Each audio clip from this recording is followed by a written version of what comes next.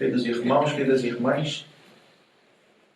São Paulo, hoje, na primeira leitura, que escutamos já a conclusão da sua carta aos Efésios, carta essa que ele escreveu quando estava preso. Ele, por duas vezes, insiste sobre a necessidade de revestir-se com a armadura de Deus. Muito provavelmente a armadura que ele tinha por diante, até como imagem, era aquela dos guardas que estavam fazendo a proteção de onde ele estava preso. E São Paulo usa a imagem do homem protegido, com a couraça, com a espada, com o cinturão, com o elmo, que é o capacete, com o escudo, para falar de como o cristão deve estar preparado para as batalhas espirituais. E São Paulo fala com muita clareza, pois não é a homens que enfrentamos, mas as autoridades, que são as categorias dos espíritos, tanto angelicais como também demoníacos. E, evidentemente, aqui ele se refere aos espíritos demoníacos. Enfrentamos as autoridades, os poderes, as dominações deste mundo de trevas, os espíritos do mal que estão nos céus. Nos céus aqui, evidentemente, não é o paraíso, porque em grego você tem duas palavras. Você tem o céu, que é entendido como paraíso, e o céu que é, digamos, que está aí, por aí, nos ares, seria outra tradução, para dizer que estão sempre insidiando-nos. E essa aqui é a verdade. Estamos sempre em meio a essa grande batalha espiritual. Os demônios existem. Estão sempre querendo que nós nos associemos a eles, ao mal, aqueles que rejeitam a Deus, aqueles que querem ser Deus para si mesmos, que se deixam dominar, controlar e guiar pelo orgulho. E nós devemos estar preparados. E São Paulo, então, explica como deve ser essa armadura, como deve ser essa proteção.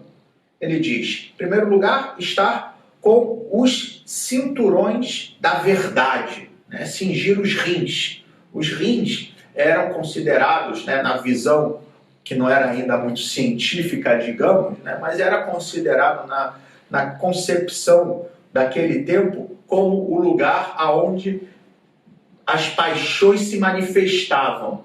Então, cingir os rins com a verdade significa dominar com a verdade, ou seja, aquilo que Deus revela, aquilo que Deus nos ensina, e assim dominar as paixões, os desejos desordenados.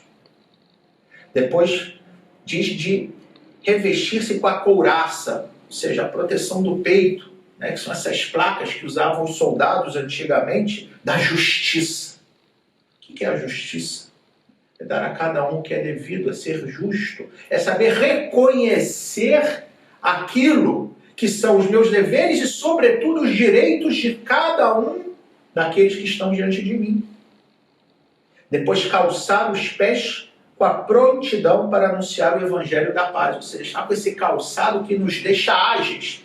Porque uma pessoa, quando caminha descalço no meio da rua, sabe bem. Eu lembro quando eu era adolescente, que eu ia para a praia, meus pais lá moravam em Ipanema, a gente ia descalço e às vezes pisar naquele asfalto quente era brabo, e também na areia quente. Então, estar calçado te dá muito mais agilidade para anunciar, para transmitir essa graça que nós recebemos.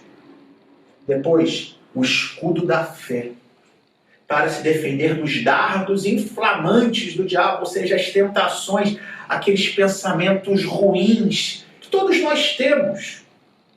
Não façamos aqui de conta que não é assim. Sabemos bem desses desejos desordenados, dessas coisas que a gente sabe que não são de Deus. E a fé é um escudo que nos protege disso. Pedir sempre o dom da fé a Deus. Procurar crescer na fé, conhecendo-a melhor.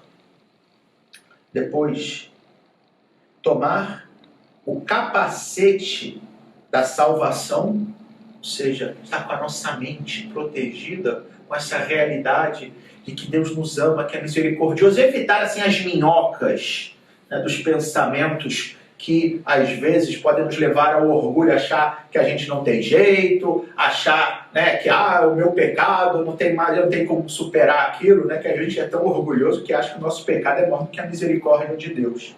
E por fim, tomar o gládio, ou seja, a espada do Espírito, que é a palavra de Deus.